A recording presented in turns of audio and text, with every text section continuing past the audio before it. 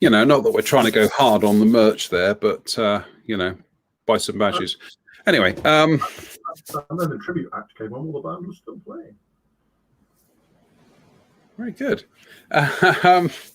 So, welcome to tonight's Interesting Modelling Company Sunday service. We have a lot to get through tonight, so let's just get on with it.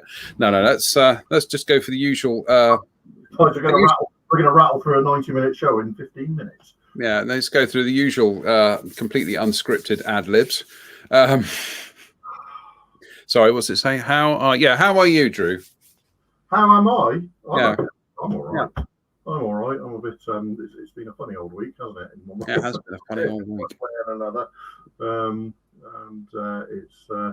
it's been a stressy back half of the week, shall we say?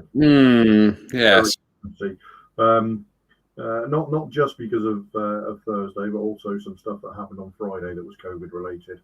That was upping the stress levels at Mountain Towers. You haven't blipped us positive, have you? No. All right.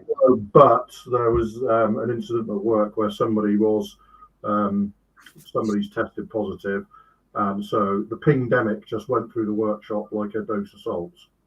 And so I didn't get pinged, but luckily I managed to bail out before that could happen, and now I'm nowhere near. And do you know what, John? At this point, I fully believe that everybody should be getting vaccinated. I fully believe that obviously if you test positive, you get that confirmed and self-isolate, all the rest of it. I think the track and trace is a waste of time and effort at this point. I think it's an absolute waste of time. But anyway, that was a very stressy back end to the week.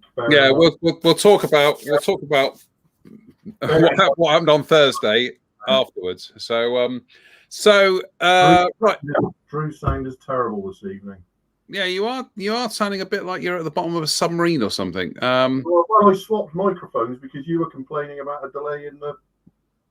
No, it's not the microphone. I think it's. Do you want to switch audio and then we'll kind of like we'll come back again. Right. Give me 2 seconds. Right, I'll take you out of the. Yeah. Yeah. Let's have me. Yeah, you lucky people. Right. Okay. What we'll do is while Drew is, I'll just mute him. While Drew is trying to sort out his audio there, we'll go live. Oops, Daisy. We'll go live to the workbench.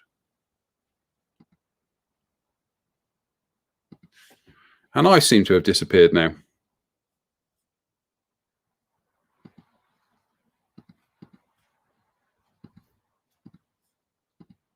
We're back. Right. I don't know why my workbench camera is not working again. It's a good start to tonight. It was all working fine before we came on air. You know, we do check these things, but for some reason it's not working, which is rather awkward because let's bring Drew back in and Drew. Oh, how to stream. Right, Drew, do you want to waffle on for 5 minutes whilst I Can people hear me? Yeah, I can hear you. How's that sound? That sounds a bit better. Yeah, because I've now changed it to how's that sound isn't going to be as good. But for some reason, my workshop camera has stopped working again. So fill in whilst I sort technical out here. So tell them an amusing story. Hang on, I'm just checking this second. So we're looking for feedback now because, well, this all went pear-shaped really, really early on, didn't it? So thanks, Mike Williams. You've ruined our evening already. Joking, mate, joking. Is that sound better? Oh, it's great. You know, I change stuff around and to try and make the sound better, and it just ruins the sound completely. No, your sound is fine at this end. Your sound is fine at this end. So, right, yes, let's. Yes, thank you, Dave. Yeah. Oh dear. So we've learned that my first reserve microphone isn't cutting the mustard, and nobody ever complained about this microphone except you. So I think we'll stick with this microphone then, don't you? Right, let's cut to my work. Right, we've got the workshop camera. Right, here we go. I have been, you've seen I've been building the Zvezda 72nd scale Hurricane Mark IIc, which is the little snap fit kit. And thus far, it's mostly been, so I just knocked a thing of stuff over on the workshop here. It's all go tonight, isn't it? I prefer the old days when we tried doing this on Facebook with the live streams. Yeah, here we go. The Snapfit Hurricane. So this is where we are this evening. We've got the cockpit is all painted. It's quite a little busy cockpit for a simple kit. We've done the cockpit interior. So what I thought I'd actually do tonight is live. Is actually secure the fuselage halves together now, and you've got some quite hefty pegs to do that. The idea with this kit is that younger and inexperienced modelers can assemble this without any glue. And I have to say, these pegs are made to such a tight tolerance that there is no such thing as a dry fit with this kit. That's not coming apart now. That is not coming apart now. That's it. It's locked in. So we've done that one.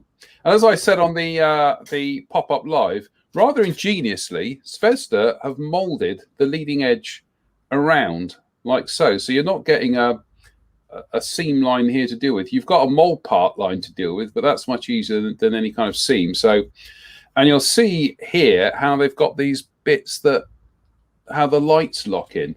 I'm actually amazed they even went as far as doing the clear parts for the lights, because frankly, I wouldn't have bothered. But they've done the ones for the landing lights, but the nav lights, they've done those as separately. And as I say, they lock in via this little kind of tab here. So that's pretty clever, pretty good stuff there. We've glued the ailerons in place on that end as well. So the idea is now, and like I say, you don't get the chance to do a dry fit once it's in. Actually, I've just hold the front page. I've just noticed that in my enthusiasm to get this together today, I haven't. There we go. I've still got just there a little bit of a sprue tag, which is now dealt with. So let's line it up. And apparently it goes venk when it snaps together according to the instruction sheet. So, let's push all that together. Oh, there we go. You just heard it go venk. And that is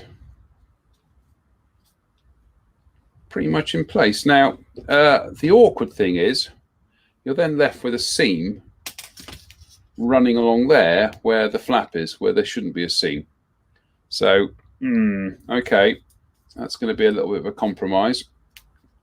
But we'll glue this at some stage. But now the idea is that I think this isn't going to come out, is it? Sorry? This isn't going to go again. No. Well, I don't need to. So we get that in place. And stand by for the venk.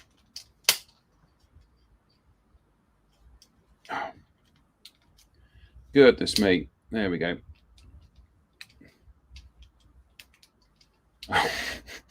What did you do on Sunday night? Honestly, it was hilarious. You're supposed to be... There we go.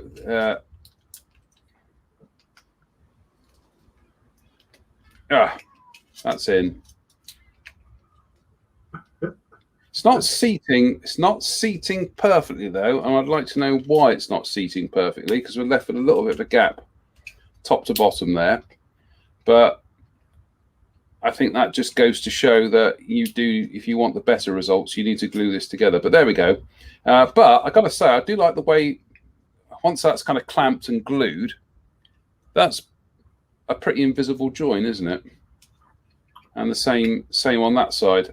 So actually, in terms of engineering, I actually like the way this is done. I think all future Hurricane kits should do it this way, doing that wing as a single upper piece. As long as it fits that perfectly, yeah. As long as it fits that perfectly. So what we'll probably have to do is we'll glue the, in fact, we'll do it now. We'll glue the fuselage halves together and let them set, and then we'll really clamp them down onto the wing then. So, but it's, yeah, by and large, the fit on these kits is usually very, very good. But as I say, because they are designed to fit together without glue, there is no such thing as a dry run. You have to go with it, and that's it. So we'll just, that'll do. Now, some observations on this kit, and some of you may have noticed that for a starter, the oil cooler is a Mark 1. Oops, that's a Mark 1 oil cooler. It's too short.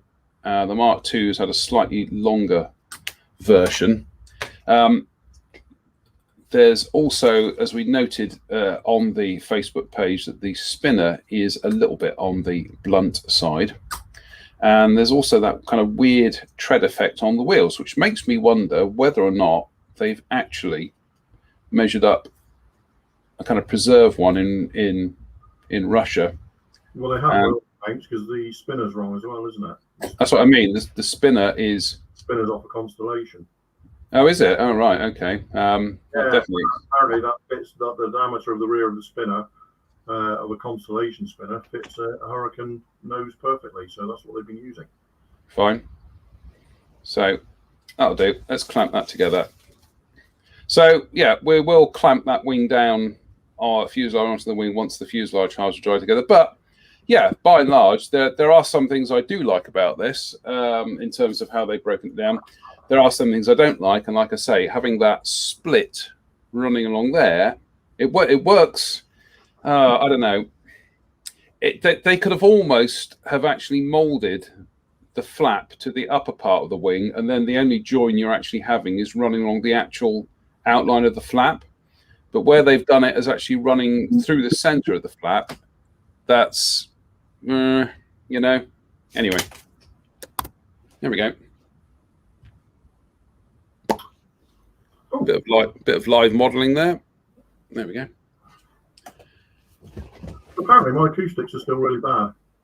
You still sound like you're kind of yeah. Pavel says it sounds how Drew sounds like it's at the bottom of a deep well. Let me just set that digital mic back exactly as it was before. I'll take. Shall I turn the echo cancellation off and see what that happens? See what happens. We do, yeah. Oh, actually, I can hear me now. Let's try it again. Well, how's that sound? That sounds a bit better. I mean, it's fine for me. I can't. I'm not. You sound suddenly your audio sounds 1,000 million% better. Apparently, there was a bit of an echo just then, but I've that sounds better. That sound better, everybody? Well, there's a 40-second delay, unfortunately. So Dave Fleming says better. Yeah, there's a thank live streaming is anything but. There we go. Nailed it. There we go. There we go. And there's no feedback my end. I'm not getting any echo back my end. So there we go. If other people aren't, then. All right. What I did was I turned. What have I messed around with here? Edit mic settings. I've turned off the automatically adjust mic volume at your end. So that's probably going to do it. Then I'll manually do it at my end when I want to, which is what I've done. Initially I turned the gain up and then back down again on OBS. So yes, thank you, Mr. Reeves. Hush now. Should we just go back to the beginning and start the show over again? No. We messed around. We played with a format, and we're not smart enough to do this, are we? No, clearly not. Clearly not. No, right. Right. That's right. We've got a couple of news items to talk about tonight. Let's talk about your projects, though. So, how are you doing progress with your Boeing? How's your Boeing going? Well, very, very well, as it happens. This is for me. This is the first Zvezda kit I've bought for many, many years because I tend to build them for the company. But this one was one I was not prepared to wait for. See, and now this is seized up. Nothing is working tonight. Back in 2 seconds. Fill in. Lols. Right, okay. Whilst Drew is dealing with his technical issues, I'm going to switch to, there we go, the workshop cam. Essentially, we would describe this as Tank Museum swag. So when I was at the Tank Museum last Thursday last week, having not been there for 2 years, I did avail myself of their museum shop. So what did you buy, JM? Here we go. I got myself a nice set of the Ammo of MiG figure paints. And this is the German field grey set because I've got those figures to paint for the Kettenkrad. And in fact, I put them into service tonight and airbrush the uniforms. And you get 3 colours in there. You get a kind of base colour, a dark grey, and a lighter version of the field grey. So what I did was base coated them in the middle tone, and then from the bottom I airbrushed the darker tones. Then from the top I airbrushed the lighter tones. Can I see it? Not really, no. So we are going to go in there with some brush work, but they do dry to a beautifully flat matte finish. And I did thin them with the standard Tamiya X20 thinner, which seems to work rather nicely, and it does make them dry quicker and actually kind of nice and flat. So as you can see, they're looking splendid. I shall now go in there with my Vallejo acrylics and pick out the flesh colors. So it's probably easier to do it this way, base coat the figure and then pick out the flesh, rather than doing what I did previously, which was paint the flesh bits, then try and hand paint the uniform. So always good fun to do some cheats. But yeah, I'm actually quite impressed with these. And I think this was a tenner from the museum shop. So big thumbs up from me. I should be buying some more of these. The conversation I had with Drew at the Tank Museum was that it's not so much my technique that's at fault when it comes to figure painting. It's just I haven't got the right gear. Anyway, it's always the way, isn't it? It's always the way, isn't it? Nothing to do with talent. It's always the equipment. It's always the equipment, absolutely. What else did I get? Well, I also took advantage of the fact that they were having a sale on some of their Haynes manuals. So I got, there's you got a receipt there. I got the Haynes manual on the Panzer III, awesome source. I think this is about $8.99. I got the Haynes manual on the Panhard armored car, which, as you can see, was $4.99, and the Leopard. Sorry, got a bit of a shiny light tonight. Can't do anything about that. Leopard 1 main battle tank, which is also $8.99, and I got the Churchill, which is rather useful, seeing as I'm building that little one at the moment. So that was $9.99. What else? And I also got some Ammo of MiG photo etch burnishing fluid, because I haven't got any of this. So I thought that would be spree, didn't you? I did have a bit of sending. Well, think about it. This is just the first bag. Bar and chocolate, and also a nice Tank Museum tote bag. And what else have we got here? Oh, we've got the Tank Museum 2021 calendar. Anyway, that's bag 1 out of the way. We'll go to bag 2 now. Oh, goodness me. So glad I didn't have to lump this around the museum all day. And bag 2, I got some of the Images of War books, which were going really, really cheap. So I'm going to say, yes, please. For $4.99, their book on the T-34. $4.99, Panzer I and Panzer II. How exciting! Marvelous. $2.99, Images of War in the South Pacific. I'll tell you what, that's a good old thick one, that is. And similarly, Images of War Monte Cassino, another hefty book. Hefty tome. So, that's a hefty tome. They are good books, though. and I've got the ones on I've got the one on the Panzer III, and yeah, I really like that range of books. So always happy to invest. And I also got the ammo mix set for British uniforms as well, because I do have some. I got a Bren crew to paint at some stage when I get around to building that. So I thought I'd get these, and if I really get on with these paints, and and as I say, it's not my figure painting technique that's at fault; it's just the products I'm using. Then I shall invest across the whole range, and then finally, If I get on with these paints, I'll promptly invest £500 in the entire range. exactly. I've done it before, and I'll do it again. And finally, on sale in the museum shop, reduced from $15.99 to $9.99, was MiniArt oil and petrol cans, 1930s and 40s. And oh, look at that! Isn't that great? So I haven't even opened it. But seriously, this isn't a kit, right? This isn't what I call buying a kit. This, you don't open this up and build this from start to finish. This, you open it up and you decide, I just want that.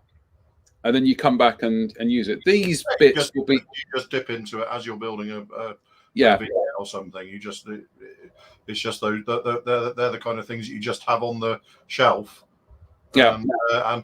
My only concern with these kinds of things, John, is it's the same with weapon sets. What you tend to do is you end up with multiples of weapon sets with one kind of weapon all gone. Like Sidewinder missiles. You get a weapon set that's got 4 of 10 different kinds of missile, and 9 of them you don't use, but the Sidewinders you always do. So you end up with nothing. Now I'm not switching back to my web view at this point because this is running, so you want it. So what I was talking about was the Zvezda Boeing 757, which I got from Andy at Antics on Wednesday, I believe it was, and immediately started. So this is a result of about 4 days work so far, and I did I have sidelined everything else because this is my favorite airliner of all time. So so we're kind of working on all these different sub assemblies at the moment and getting the paint on and getting it ready for decals. But I can do this all in sub assemblies because, as you can see, everything will just pretty much clip together at the end like so. So yeah, there's this is add a base coat of black, and then all the colours are applied over that. Polishing between with Trizact, and then a coat of gloss varnish earlier, and then some more polishing, and we're basically ready to start putting decals on it, which isn't bad for 4 days work, I don't think. That's all right. But hopefully you can see how the Trizact and polishing has brought it up so far. So absolutely, just another step up for Zvezda in terms of their quality. Massively recommended. I hadn't actually been asked to build one of these yet by Andy, so I just went out and bought one just to get ahead of the game, because I just want to. I can see more than a few of these in my future. Put it that way. Because it's the best looking airliner that ever took wing. Full stop. End of story. What, you're building Concorde, are you? No, see, Concorde is just it's pretty, but it's just so limited. Yeah, I like it, but I actually prefer the TU-144 to Concorde. So sorry, your audio went there for a second. It sounded like for a minute you were saying that Concorde wasn't a pretty aeroplane, but no, I didn't say it wasn't a pretty aeroplane. I said it's not the prettiest. Yeah, sorry, your audio went again there. It's really sounds like you're saying the wrong thing, mate. But in answer to Ofer Cohen's question, yeah, I have left the windows clear out. I'll glaze it afterwards using probably UV curing resin. But it just makes it less of a bugbear to mask. The canopy's in place. I made my own masks for the canopy, and I've just removed those. But yeah, it's just it's the perfect airliner. It's massively overpowered, big stalky undercarriage, really pretty predatory sort of look around the nose on it, and all I can say, people, is I think it's retailing for about 21 or 22 pounds. If you like airliners, buy it without hesitation. It's absolutely beautiful. And like I say, as far as I'm concerned, another step forward for Zvezda in quality. The panel detail is a lot more consistent on this than on some of their previous models, and you don't have the machining marks that I've alluded to before. Well, I was going to say about the Hurricane, because the panel lines on this are really nice. They're crisp, they're sharp. Yeah, that's been kind of an ongoing issue for me with Zvezda over the last few years. Is that sometimes their panel detail is so fine it kind of it can disappear and fade in and out. The 72nd scale SU57 model is particularly bad for it. It just fades in and fades out, and it makes it a real really difficult model it'll be a really difficult model to apply a wash to, and it will just look kind of so if you don't go and rescribe everything. And certainly on this 757, it's a lot more consistent across the model. It's almost like I would suggest.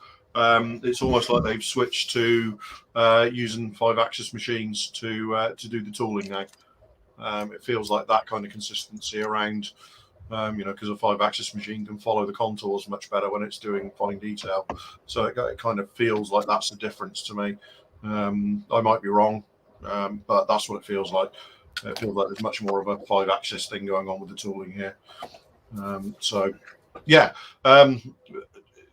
Fantastic model, and hopefully I'm not going to get it finished because I'm obviously on Tuesday I'm off to a festival for 6 days, so it's not. But I'm hoping to get some of the decals in place at least before then, and see where we get. Yeah, I just love the 757, always have. So yeah. And a big shout out to Andy Hills from Antics in Bristol, who supplied the show with the Hurricane kit. So thank you. Andy. And Andy supplied.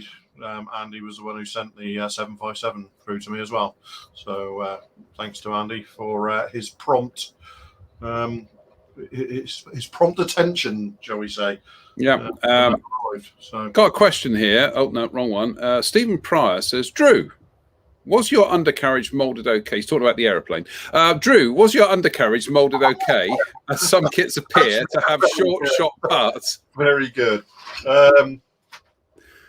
Let's switch to the.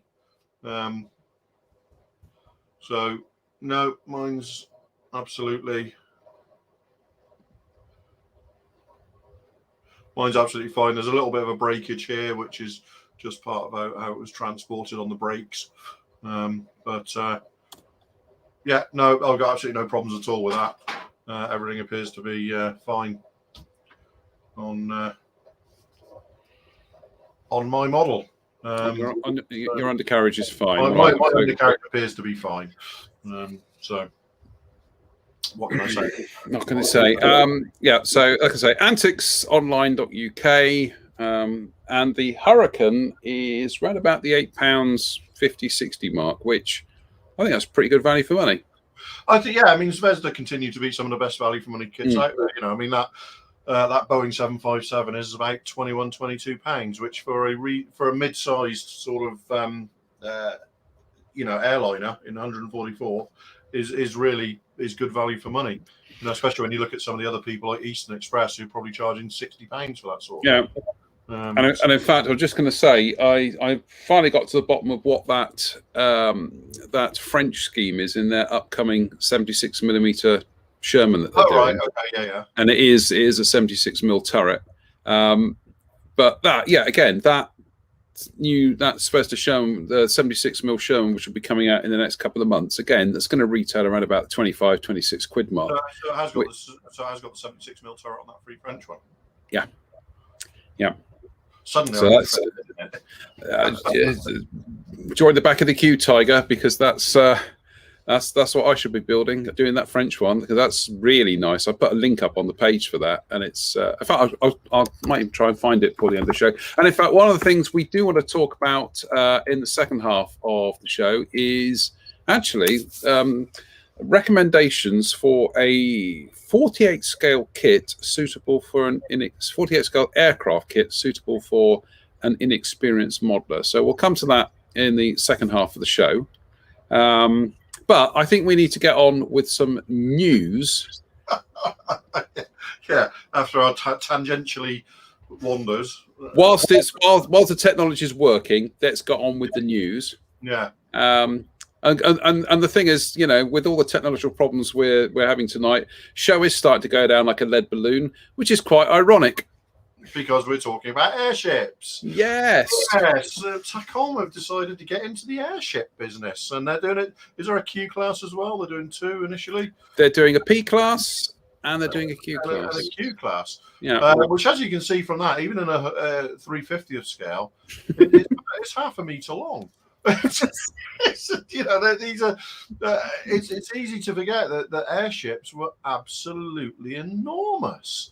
They were just, you know, they're as big as ships. You know, these are as big as a sort of a cruiser, aren't they?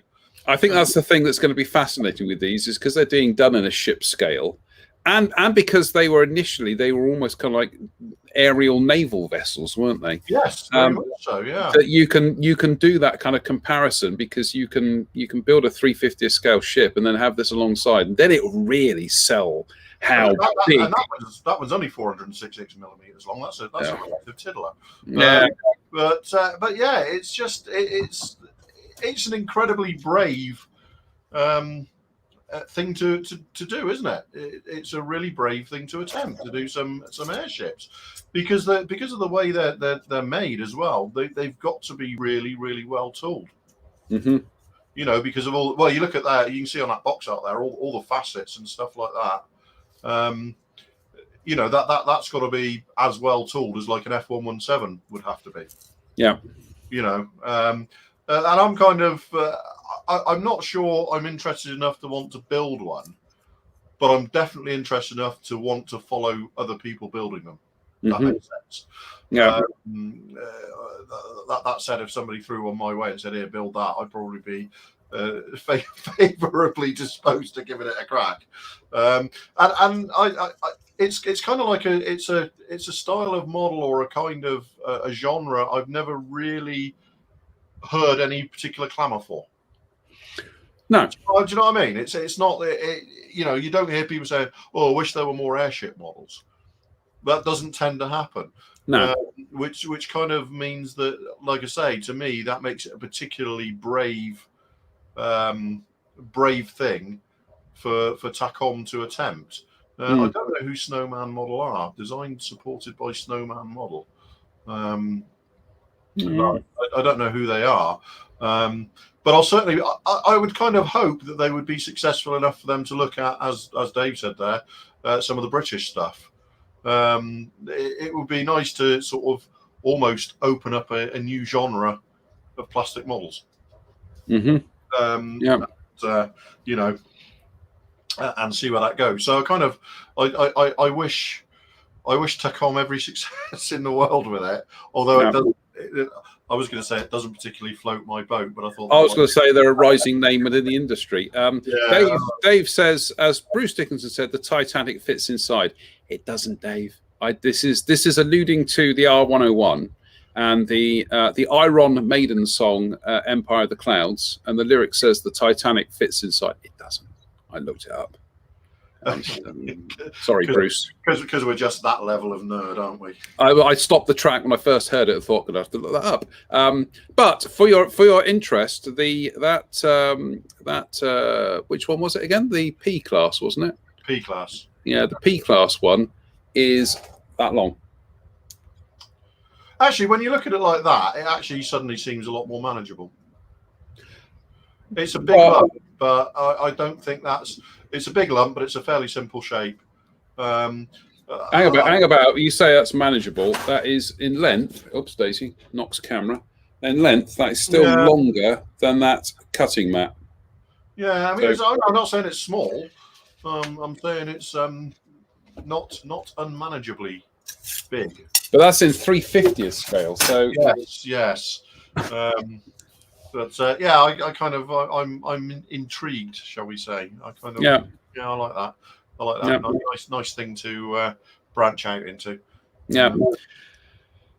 Next is we go from up there to out there, and I saw these today and I was intrigued. This is actually part of a wargaming range made by a company called, and I've forgotten what their name is again. Yes. Yeah, no, that's going to get me script. I wrote it down on a piece of paper. Oh, how professional! Talk amongst yourselves, people. Yeah, talk about yourselves whilst I try and find the schedule, because I did write it down. It's all again. Da da da da da da da da. Yeah, here we go. Modifius. So there we go. But these are a set of Star Trek, the original series. I hate saying that. It's Star Trek. Star Trek Bridge Crew. So you get 8 figures, and you get James T. Kirk, Mr. Spock, McCoy, Chekhov, Sulu, Scotty, Uhura, and Nurse Christine Chapel. I've got to say, the likenesses are actually pretty good. The poses are a little bit on the dramatic side, but hey ho.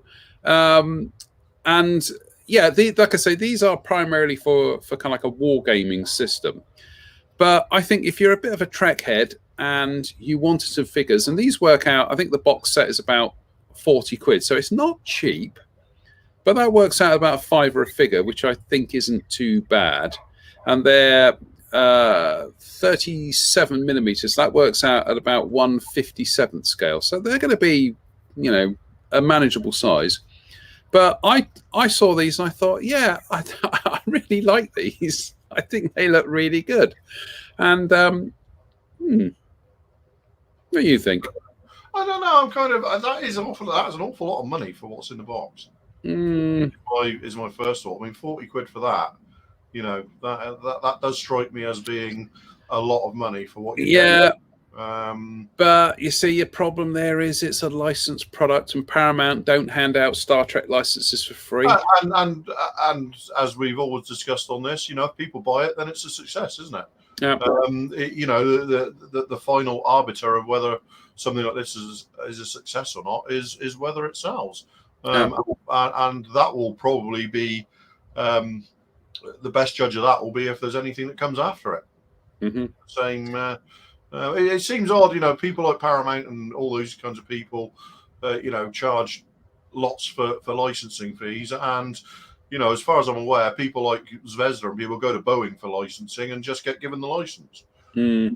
You'd think that, people like Boeing would be charging for licenses as well. But as far as I'm aware, they don't, because, I'm looking at the box art for this 757. And it's got Boeing 757 on the front, which won't happen if it's not licensed. Mm. Yeah. And on the back, it just says Boeing officially licensed product. Mm-hmm. So, they've got the license for it. And as far as I'm aware, it's not. It's either nothing or very, very little money. Mm. So I'd be interested in knowing how much people like Paramount do charge for licensing. Yeah, but I like I say, I saw this today and I thought they just struck me as being really nicely done. And it also then reminded me that I really would like to get hold of a reissue of that original AMT Enterprise, because it's just, if there is a spaceship I want to build, it's that one. I had one as a kid, but I didn't want it, and I think I swapped it with a friend of mine for something, and now I wish I hadn't. But it was an Aurora boxing as well, so probably worth a bob or two these days. But anyway, so yeah, so you get all new stuff when we're kids that we were. I know. As I say, you get Kirk, Spock, McCoy, Scotty, Sulu, Uhura, and Nurse Christine Chapel. Who you don't get is do you know what? There were actually a couple of other regular named bridge crew in Star Trek, the original series, which, people tend to think that it was just the standard people, and then perhaps a couple of Ensign Rand, Janice Rand, and that would have been it. Actually, there was Mr. Kyle, played by the sadly now late English actor John Winston, who died last year at the age of 91. But John Winston played Mr. Kyle in a number of Star Trek episodes, and in fact, he not only was he on the bridge, he was also transporter room as well. He even made it into the movies in Star Trek II: The Wrath of Khan as Lieutenant Commander Kyle, as one of the bridge crew of the USS Reliant at the beginning of the film. So let's hear it for Mr. Kyle. So he had a career arc. Yeah, he not only did the actor have a career arc out of playing the character. In fact, the character was in Star Trek the animated series, but he was voiced by James Doohan because they weren't going to pay to have him to come back to do that. But no, he is, he is a regular named member of the Enterprise from the original series, and he was in the films. So yeah, let's hear it from Mr. Kyle. There we go. Very sad though. Apparently he died 2019, but the news only came out last year, so it was. Anyway. Yeah, I guess people just fade from view, don't they? Well, he's fan favourite though. But see, people have been now. They're going. I often used to watch Star Trek and think, hang about. Yeah, it's that English guy who's in it quite a bit. Yeah, he was. He really was. Anyway, next on the list, what have we got, Drew? Well, we're back to TACOM again, aren't we? And we're this time in 144th scale, and it's the Lund class Ekranoplan. Now, something I didn't realise until just this evening was that this actually did see service for well over a decade. It was used by the Russian Navy for well over a decade. I'm not sure if it was ever used in its initial missile carrying role. But again, I mean, I kind of think this is maybe a tiny little bit safer territory, shall we say, than the airships, but not that much. It's not that much safer. It's still a really out there subject to decide to do, isn't it? And again, you can see the length there. It's 510 millimeters, so it's more or less exactly the same size in length as that airship is, albeit in a much bigger scale. So, I mean, there's only a few renders to go by at the moment, but this is one that I would hope. I am interested in building this. I would like to build this, and I'm even more hopeful that this is a successful project for TACOM. Because hopefully it will lead to more 144th scale things from them. But it's a great subject, isn't it? It's a great subject. The only thing that, I mean, as far as I'm aware, the only Ekranoplan bigger than that one is the Caspian Sea Monster. The KM, which would be a good 40 or 50% bigger than even that, isn't it? It's in the 144th scale. It's that long. Yeah. It's a big old thing. So it's going to be a big old, and it's chunky as well.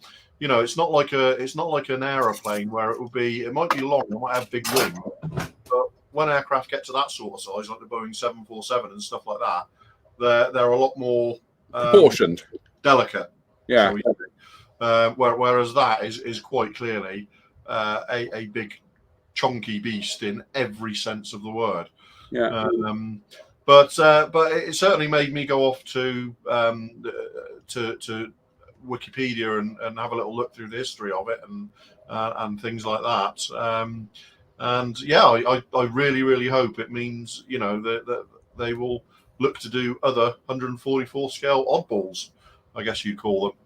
Now, this is the one. This is the one that was. It was on a naval yard for a number of years. Then it was towed down to a beach for a kind of like a big event, and apparently it's still there. But they're going to build a museum around it or something. So yeah, it was only last year, actually, wasn't it? Yeah.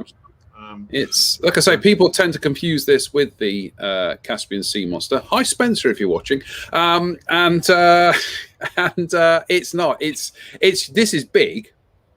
But the KM was even bigger. It was Well, it's just look at that piece of bauxite. You've got 6 gigantic musket missile launchers on the spine, and you've got a gun turret under the front set of launchers. Yes. It's just, it's ridiculous. It is ridiculous. But the Russian Navy saw fit to use it for just over a decade. They only ever made one of them, but it did see service, and on that basis alone, I want one. What's that going to be? Is that going to be £80 to £100? I would have thought. I am not even going to speculate on cost. It ain't gonna be pocket money. Let's put it that way. No, but I can see myself having a speculative chat with Mr. Hills about that as and when it turns up, because the airships kind of I'm intrigued, and I would like to see somebody else build them, and perhaps if there was a reason for me to build it, I'd have a go. But that I think, you know what, I want to go at that. I think that's going to look, and Tacama's so good these days that it's going to be I would imagine it's going to be a fairly painless sort of build.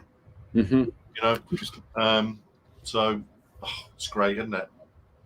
It's great. It does look a bit tumorous around the rear, I must say. I'm just working out, actually, in 72nd scale, that would be 1 meter long, wouldn't it? Yes. Yeah. That's gigantic. But like I say, it's not just the Antonov AN225, the Dream, is probably bigger in dimensions than that. But again, it's an aeroplane, so it looks, as much of a beast as that aircraft is, it still looks less chunky than. That thing only has a certain amount of aerodynamics to observe. The rest of it is just heft. Yeah, because it only has to fly at 15 feet. Yeah. It never had to fly any higher than 15 feet off the sea, so that they could make it relatively speaking chunkier. But no, I like that. I'm really intrigued with that. I should be possibly parting with hard earned for that. But again, it just kind of it goes back to the thing we constantly being kind of eulogizing fanboys for the hobby. Again, is there not a better time to be in this hobby at the moment? Is that one company is giving you 350th scale airships and 141st scale Ekranoplan, and that's not even the tip of the iceberg. It's kind of, for me, John, at the moment, it's if people are going to complain about another Panzer, another Mustang, another 109, they're not looking hard enough. No, exactly. They're not looking hard enough. Yeah. Talking of which, I got some new Spitfires this week as well. Got the Edward dual boxing. Of the 5B and 5C, which basically closes the book on the 5B and 5C. It's amazing. But later on this year, we've got a new Sopwith Camel coming from Edward. So Spitfires are going to sell billions. Sopwith Camels are probably going to sell well, but I would imagine that the Spitfire is the sort of thing that makes a Sopwith Camel a possibility for them to do a new tool in 48 scale. And the Sopwith Camel for World War I is one that I will be getting without a doubt. Well, talking of things that we'll be getting, this is so much on my shopping list. I'll probably just crossed out something and put this to the top of my list. You won't be surprised to learn it is MiniArt. Of course it is, and it is this. It is the German tractor D8506 and trailer with crew. Okay. How can I describe this other than just utterly phenomenal? Could that officer sat at the front be any more Bavarian? Yeah.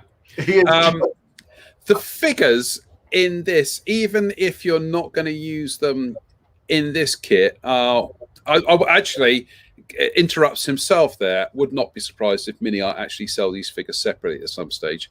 They are just beautifully animated, and each one is telling a story as much as on the Interesting Modeling show. Obviously, we don't want to glamorize the filthy habit that is smoking. The guy in the middle lighting up his cigarette is just brilliant. That's real. That really leaps out, doesn't it? It's just a really candid, a really candid little vignette. And as you say, that officer, look at him. Yeah, he's so superior. As I said to you before the show, anybody who watched the series The Terror, and I'll try not to give away any spoilers, there's a bit towards the end when it gets a bit grim and they start eating each other. And when they start eating each other, the officers still dine separately from the other men, because it just wouldn't be the done thing, would it, to dine with the men, even though you are feasting on Jenkins from B Deck. But as you say, he really is, why are you bothering me? And there is just character in it's beautiful. All of those. It's utterly, even from the rolled up sleeves that some of them have got and stuff like that. I just think that's that is utterly superbly thought out. Really is. It's the vehicle. I mean, I've built the Bulldog version of that tractor, and it still remains my favourite project of this year. But this is the cabbed version. So yes, I will be coming back for second helpings. Thank you very much. And they do two schemes in the kit. They do an unknown unit Luftwaffe 1942-43, and they do unknown unit Wehrmacht 1943 to 45. Either of which are nice looking schemes, and you get the decal sheet, which includes insignia for the uniforms, for the helmets as well. You get some photo etched bits and pieces, which was the same with the Bulldog, with the Lanzin Bulldog kit. But this has got Christmas project written all over it for me. And add to that, if you leave the crew out of it, you've got another farm set. Yeah, you've got a tractor and a trailer. Yeah, it's. I think to get your money's worth, you'd want to build it as the complete set. But even if you, like I say, you just bought it and then stole some of the figures, to use in other models, I just, every week I think, come on then, MiniArt, impress me. And with this, they have absolutely excelled themselves. Dare I say it? This is to me a levels of excellence, I think. I think that's glorious. I really do. I really, really do. Like I say, the rolled up sleeves, the guy lighting a cigarette, all that. It's just they've kind of engineered any stiffness out of the poses, haven't they? Yeah. And that officer is just sublime. Absolutely sublime. Can I come and sit with you? No. Can we stop the car? I need to go to the toilet. No. But yeah, absolutely brilliant. What can you say? MiniArt, they knock it out of the park yet again. They knock it out of the park once a week minimum. Yeah, they knock it out of the way. Right. Well, we're going to have a quick chat in a minute about what happened Thursday. It sounds all a bit mysterious now. But I've got a question here. Anthony Bird says, question for Drew, please. What brand black primer did you use, please, on your airliner? Well, thing is, Anthony, I didn't use primer. All I've used is Mr. Colour GX2, which is Ueno black. Well thinned, quick coat of that, comes up gloss, little polish, and then on with the actual application of paint to get to this. I don't see it, so it's not a primer per se. It was a black undercoat, just because, as John and I have discussed previously, a black undercoat just means that white is very easy to spray. It makes it really opaque as well. It makes it, but the thing I find is because black is so easy to apply and so consistent, it gives you an absolutely consistent undercoat to apply white over, so you can tell exactly when you've got an opaque coat covering of white, and it's remarkably fast to achieve that as well. It's that thing that people, certainly if you're brush painting, you will have problems, but when it comes to airbrushing, the pigments in most modern white paints, be they lacquers or acrylics, are so dense, it's not an issue. Yeah, I mean, that white there was that first quick black coat polished off, and then it was, I think, 4 coats of GX1 Cool White from the same range as that, but probably thinned 75-80%. Yeah. Just four coats, and I could just tell the second I'd reached full opacity, I knew. Whereas if it's going over even a medium grey colour, I tend to struggle with finding exactly when it's completely opaque. Mm-hmm. I kind of see shadows, and I think, is that opaque, or is that a shadow? Is that something in the lighting? Whereas with this, it just appears. I knew. I just knew.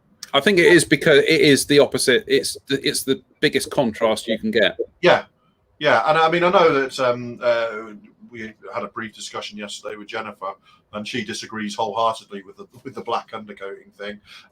Which is we don't always agree on everything. I find it just makes applying white very, very much less stressful for me. So the black undercoat, if you're applying large areas of white, especially with something like an airliner,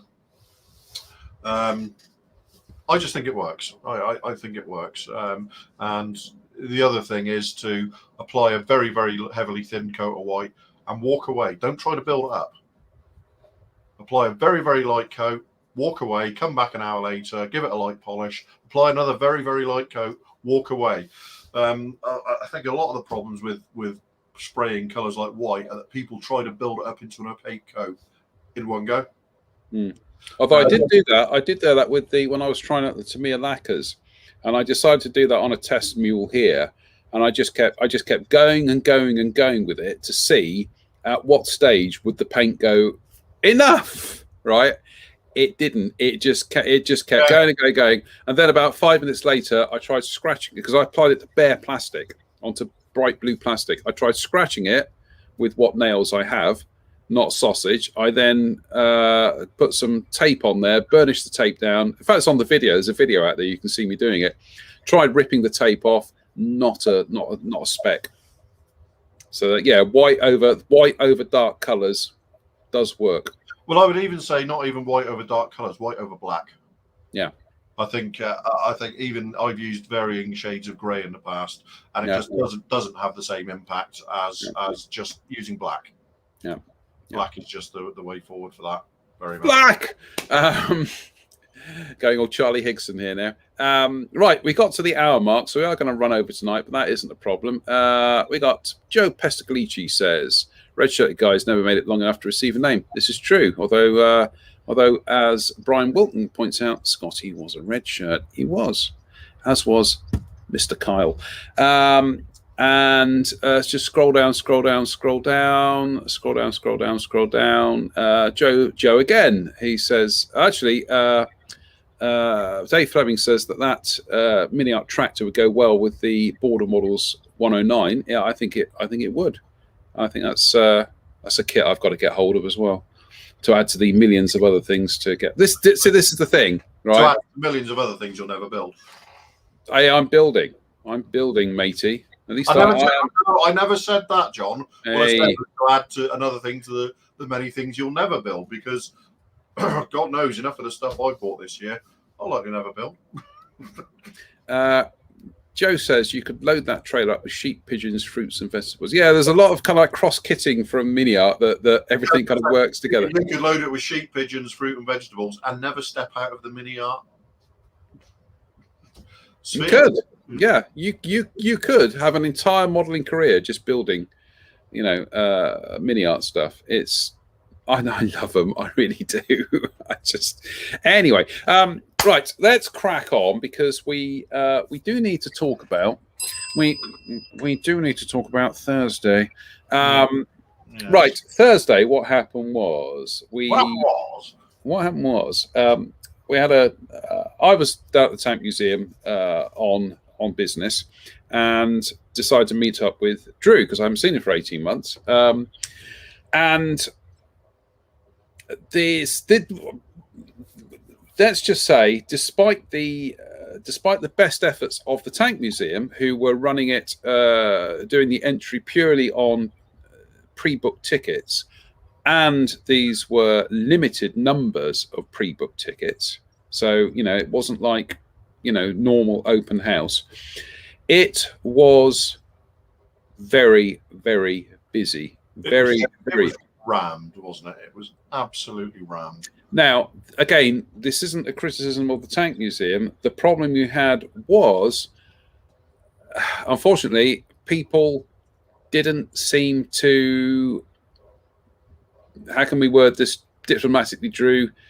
They were acting as if the last 18 months of a pandemic hadn't happened. There were more people there who weren't wearing masks than were. The shop was absolutely uncomfortable because people were just crowding round. It was such not fun that actually we went and had a cup of tea. We went and had a cup of tea on the balcony, where we actually had to ask people to please stop crowding around our table because that was getting ridiculous.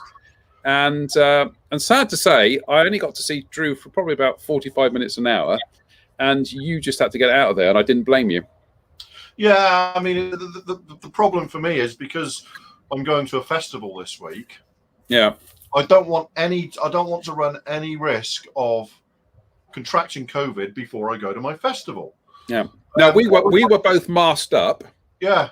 And we were just trying to kind of like not have people crowding around us. Now, you're probably thinking, well, where are you going with this, JM? This is just another one of your pointless whinges. No, the reason why we're mentioning this is our first thought. We actually sat when we had our cup of tea and cake, muffins, and a bit of a flapjack. That was a brownie, and we both said to each other, "How are model shows going to work?" It's going to be difficult. It's going to be unless we abandon any pretense of restrictions going forward and just say, you know what, in spite of the jabs, it's going to be like flu. Everybody's going to get it at some point. We're just going to have to live with it. Unless we do that, I don't see a way forward, because that was, well, it was, I'm not generally that stressy a person by nature. And I was having an anxiety attack. Yeah, there's no two ways about it. Within 5 minutes of being in that tank hall, I was having an anxiety attack, and I said to John, "I've got to get out." I didn't blame you, and like I say, I have never felt so scared around a group of people before, and I was a police officer. Yeah, and like I say, this isn't the fault of the museum. They were doing it as pre-booked tickets. They were limiting the numbers. Unfortunately, it was just people have forgotten. I stupidly had suspected it was going to be like a normal day at the Tank Museum with, a smattering of people, like enough, but not, and that was just absolute made. And I was supposed to go to a gig last night, and I ended up giving my ticket away because I didn't want to risk contracting COVID before the festival. It was a case of making sacrifices. And on Thursday, I just thought, and I've done a test I did a test on Friday, I did a test today. I'm still negative. I've been double jabbed, all the rest of it. So I think we've got away with it. But going forward, which is why we're having this conversation tonight, because again, we're looking at the fact that we're hoping we've had the Avon show went on today. I didn't go because, again, I have no doubts that Avon would have tried to have organised as safe a show as possible. But having seen how people behaved at the Tank Museum on Thursday, that ultimately informed my decision today not to go to Avon, because I thought, I don't think, not at a show where there's a lot of picky uppy touchy stuff and people who aren't too fussy about about keeping their hands clean or social distancing or masks and things like that. I just thought it is just not worth it. And looking ahead to, obviously we've got a decision will be made towards the end of this month about Scale Model World. as I've said before, even as Drew will know how utterly, OCD I am about keeping my hands clean and stuff like that. I have never come away from a Telford in years gone by without coming back with a bug somewhere down the line. And I look at what happened on Thursday, and then I look at, I'm kind of picturing what a Telford would like, even if it's a Telford where you're trying to limit with numbers and stands and everything. You can do that, but can you actually rely on people to be sensible? Sadly. I mean, the problem was there was so many people in the museum that any form of social distancing in that museum was impossible just by dint of the numbers. But people didn't even seem to care about it once they were out in the open air. They got into that kind of mindset, and which is why I needed to get out of there as soon as possible. Because it wasn't, for me, it wasn't even, shall we say, it wasn't even that people weren't observing social distancing in the museum. It was that the environs of the museum made it impossible to observe social distancing with the amount of people that were in there. And it was just, no, I need to go. I need to go. Well, I eventually, because of the copious amounts of tea that we consume at these kind of places, in the end, I did actually have to kind of like use the lab. So I managed to find one of the labs that I thought, quiet. Went in there, no problem. As soon as I came out, I'm not kidding, and it's only like a small lavatory. It was full of people waiting to use the cubicles. It's like a small condensed room. 90% of them weren't wearing masks, and they're all condensed in this thing. And I just, and I'm trying to fight my way through to wash my hands to get out there as quickly as possible. And I'm just thinking, I'm thinking of Telford's past where I've seen people go into the loos, walk straight out and without washing their hands and start picking up things on stands and things. And I honestly, we're not being holier than thou. We're not pointing the finger at anything, but the problem you got is we're dealing with human nature here. And at the moment, having kind of, like I say, this is the first time I've been to anywhere where there has been more people than there would be in a supermarket, shall we say. And Drew couldn't cope with it. I couldn't cope with it. And the thing is, when I'm going to a festival this week, and I'm going to be in massive crowds of people. But having made the decision to protect myself until the festival, I'm going to be fine with that.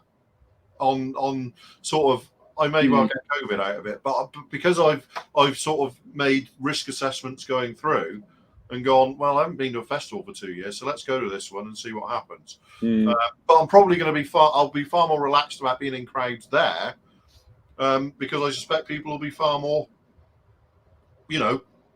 aware. Yeah, Philip Jones makes a good point. He says limit entry to those with a COVID passport, as France is doing in their museums. The problem is, if you start doing that, you start going down the big old P road. I certainly think because we're still in the middle of a health crisis. I do think a certain amount of I'm looking at the gallery here, and they're looking at me, and they're just like got their head in their hands at the moment. I think a certain amount of you wouldn't get behind the wheel of a car if you were over the limit. It's that simple. So if you want to go to these public spaces, it's either a passport or a negative lateral flow test. I don't know. Which is exactly what the entry conditions for Bloodstock are this week at the festival. You've got to provide a registered negative lateral flow test within 36 hours of the gates opening before. You've got to use your COVID passport to show you've been double vaxxed, or the 180-day PCR proof of immunity. So, even a festival, Bloodstock are doing it by the book as far as they possibly can. Is that open to fraud? Yeah, of course it is. People, I could take a lateral flow test tonight. It registers me as having COVID, and I could just go, nah, I'm not doing that, and just register it on their website as a negative test. There's no checking. No, there's no check. No, it's like I say, it was just one of those things that we're all kind of fingers crossed, that shows go ahead. But by the same token, my concern is you can put in every safeguard imaginable, and you can ask people to behave responsibly, but boy, that Thursday thing was a real. Like I say, I'm not blaming the museum. I'm not, they are trying to do their best, but you then come up with that kind of unknown element, which unfortunately is the public. And just briefly, in defence of the public, as much as we can, there's a hell of a lot of cabin fever out there. Yeah, desperate to get out and do something, I think I'm not as negatively disposed towards all of the behaviour we saw on Thursday as I otherwise might be, because of that cabin fever aspect of it. I wish people had been more. Yeah, but the thing was, what unfortunately, while your head was telling you that, your heart was saying, "I got to get out of here." Yeah, absolutely. Oh, yeah, absolutely. I was kind of, I understand it, but at the same time, it made me too anxious to want to continue being a part of it. Yeah, and as I say, that informed my decision today. Was that as much as I would love to have gone to the Avon show, because fingers crossed next year it'll be going ahead, and it would have been 3 years since I've been to the last one. So and yes, and all people are doing, in defence of people again, is that they have been told that that you don't have to wear masks and social distancing no longer needs to be observed, but it's kind of I think if you're out there and you kind of see people who are wearing masks, it's quite clearly they're the people who still want to have a little bit of a buffer, and people are just like, no. Which is why we haven't just come straight out and gone for the throat of everybody we saw crowding around and not wearing masks on Thursday. What we're saying is we understand it, but that didn't make us any more comfortable with it. Yeah. Yes, like I say, it's. I think. I don't want to turn this into. We try to avoid talking about the pandemic on this show, but like I say, we're model shows are starting to happen now. Yeah, I mean, we need to, because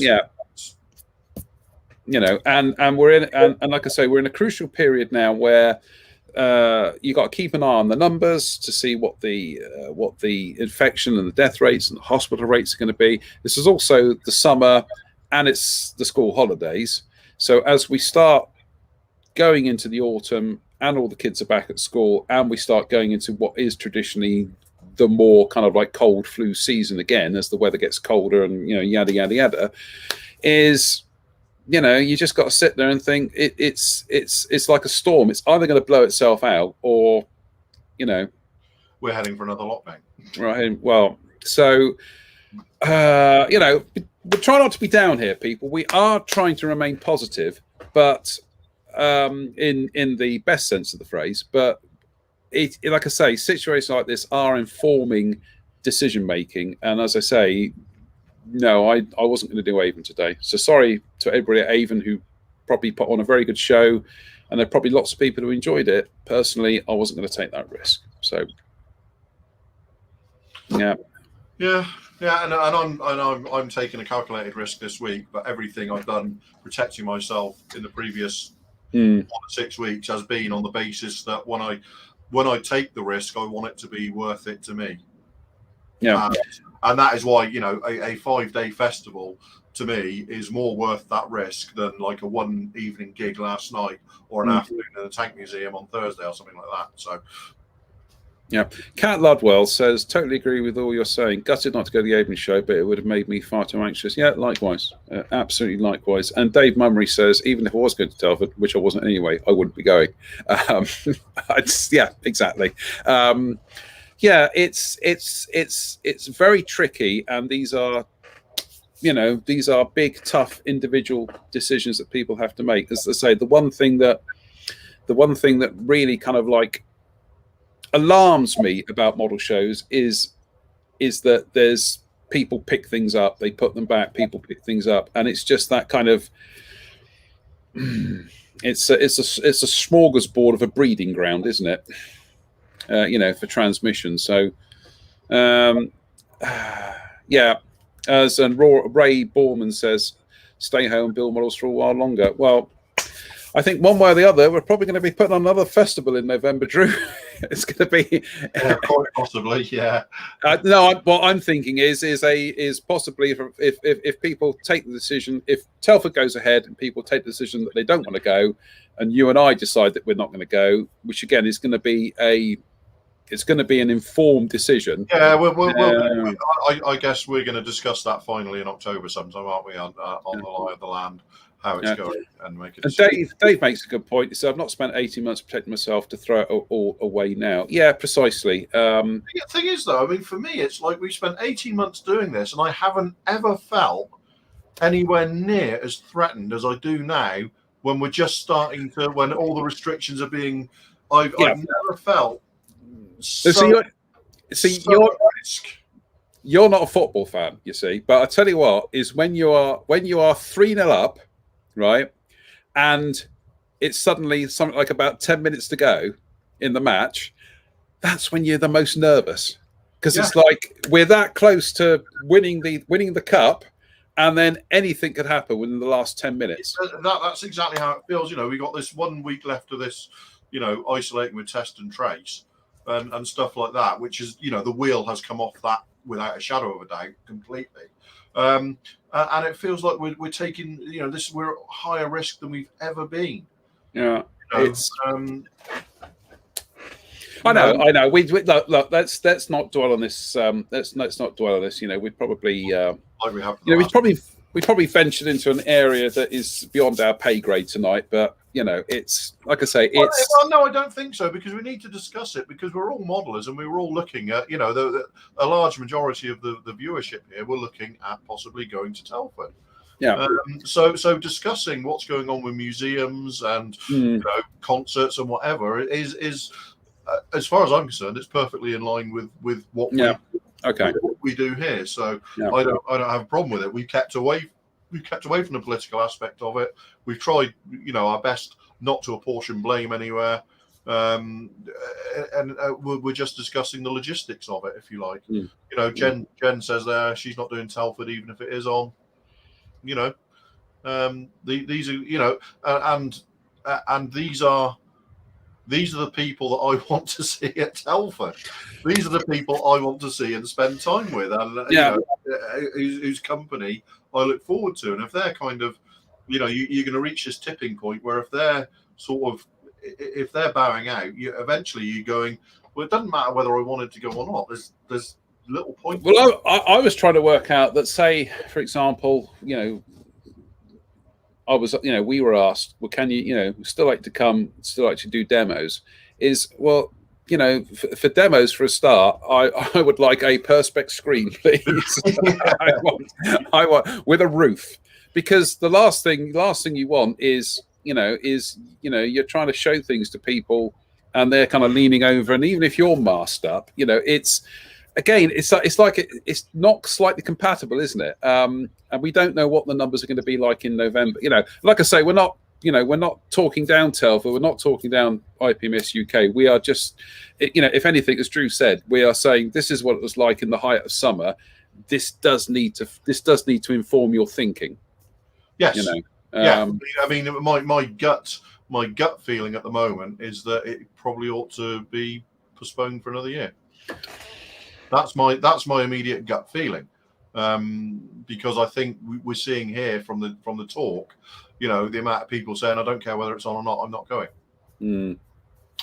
Is it better to, and I'm talking about somebody who's going to a festival with 20,000 metalheads this week. So, I'm well aware of the risks, and I'm going to be taking a massive one myself this week. Well, as I say, I hope. Those of you, I hope people who watch this or they're watching it on catch up, will understand. Like I say, we're trying to come at this from an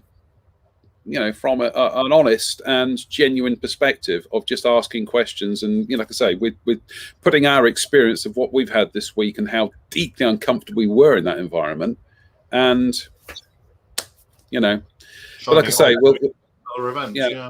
yeah. We'll find out at the end of the month. You know, and I'm sure, you know, it's going to be going to be a tough decision one way or the other for the IPMS organising committee. So we wish them the best of luck with that. Like I say, thank you everybody for indulging us tonight with that, because I think it's a conversation that it's been brewing for a while, and this last week was the catalyst to have that conversation. So yeah, I mean, we're generally fairly sort of light-hearted and easygoing on here, I think. But I think occasionally there's a legitimate discussion that needs to be had about serious issues. And we do that from time to time with modelling issues. This is not so much a modelling issue as a human issue, but it needs, as Joe says there, it's a legitimate subject, and needs to be discussed. Yeah. Well, I am hoping that, because I'm fingers crossed, I'm back that way in October-ish, and I'm hoping that by October, you know, kids are all back at school, might be a bit quieter, and then we can probably have a slightly more relaxed tea and cake. And I'm thinking like a Tuesday morning in mid-October or something like that. Yeah, exactly. But having said that, it was nice to be back at Bovington, because I've not been there for 2 years, and once it did start kind of thinning out a bit towards the latter part of the afternoon, the hours went by. I mean, I was photographing stuff top right, left to bottom, top right and centre, and it was just nice to be back in the museum. For some reason, as like Drew, I just went in there thinking, oh, it's going to be like other things. It was a rainy day, so I think people had also long range weather forecast, thought we're not going to Weymouth, we're going to the Tank Museum. So but yeah, the museum seemed to have done very well that day, with like I say, the amount of people there just buying things. And so is he staying 4 years, was it, they said? Yeah. He's staying 4 years, and that's with or without pandemic, and still limiting the numbers. So but it was, that said, it was fabulous to be back there. So and obviously fabulous to walk away with 3 shopping bags full of goodies. Never a bad thing. Yeah, so I do like these paints. I do, like I say, these airbrush very well if you mix them with X20 thinner. So I am determined to get to the bottom of using painting figures with acrylics, because if I certainly do buy that MiniArt tractor with all those figures, quite a lot of figures to paint. Well, in fact, I do have I am building that Tamiya Panzer IV G at the moment, and that's got 5 figures that go in there in Africa Corps uniforms. So best get started, then, don't you? I know people are probably watching this tonight thinking, why are you buying more? Why are you buying more paint? You've already got all the paint you need. But that's not the paint you want. That might be all the paint you need, but that's not the paint you want. I always want, the formulas change as well. So I'm always up change to seeing what's going to be, what's going to be the better, what's going to be good. But yeah, these spray very nicely if you mix them with X20 thinner. So, top tip. Right. Any other business? That's very good. I said that without my lips moving. There you go. I haven't. I think we've had I think we've covered the gamut tonight, haven't we? No, you have covered the gamut. All I will say is the Arms House Tea Shop in Axbridge, best cream tea ever. Oh, that's all I can say on that. Oh. I'll take your word for it. All right, I've got to be more specific. It is X20A. There we go, X20A. Freshly made homemade scones, homemade jam, classic cream. Oh, honestly, it was good tea. Miles tea. It was a damn good research trip. That's all I'm going to say on that. Axbridge is really nice, actually. It's a nice little Somerset village, just literally just off the Cheddar Road. Yes, yeah. So we'll go there at some stage. I'm confused with Axminster, which is down the coast. Yeah. And oh yes, and Dorchester. We stopped off on Dorchester on the way down to Bovington to pick somebody up from Dorchester South Station. I discovered the Copper Street Brewery is right opposite the station, and came away with a beer. David Murray says jam first and cream on top. I hope. David, it doesn't make any difference. No, it does. It does. You see, there are two ways of doing it. There's the right way, which is the Somerset way, jam first, cream on top. Then there is the wrong way, which is the Devon way, which is cream first and then jam. No, please. We tend to like tolerate, quite disparate opinions you and I have. But if we're going to fall out over Jamgate, so be it. Right? I'm sorry. Irrelevant. If I see you putting, I'm going to do it next time. This. I'm going to do it both ways. There's no answer to that. Anyway, on that note, on that bombshell. Do you know what they handled the thing about shows and things. They handled that really well. When did it all fall up? They just had an argument about scones. It was. On that note, just remains to say thank you for watching tonight's unfettered nonsense with technical hiccups and scone-related falling out. We will be back well, he won't, because he'll be at Bloodstock. I'm actually working it out. It's probably going to be 2 weeks before I'm back, because I'm going to miss Wednesday, I'm going to miss Sunday, and the following Wednesday I'm on late shift. So. It's going to be 2 weeks. So we're looking at other victims, and Jen's here. Look. Yeah, Jen's here. Yeah, I shall have a show talking to her about black basing for white. That'll be good. So anyway, on that note, what we usually do is when the other argument started. Yeah, what happens is when we end this show, we usually end and have a debrief. We're not going to have a debrief tonight. We're going to have a full-on row, I can tell you. So on that note, it's just to say thank you for watching. We'll be back. I'll be back on Wednesday with AN guest, and Drew, enjoy your festival. Please stay out of trouble. I shall endeavour to, but I make no promises. Well, you aim to misbehave. Thank you to you all. Stay safe, stay out of trouble, and we'll see you in the week. Stay safe. See you later.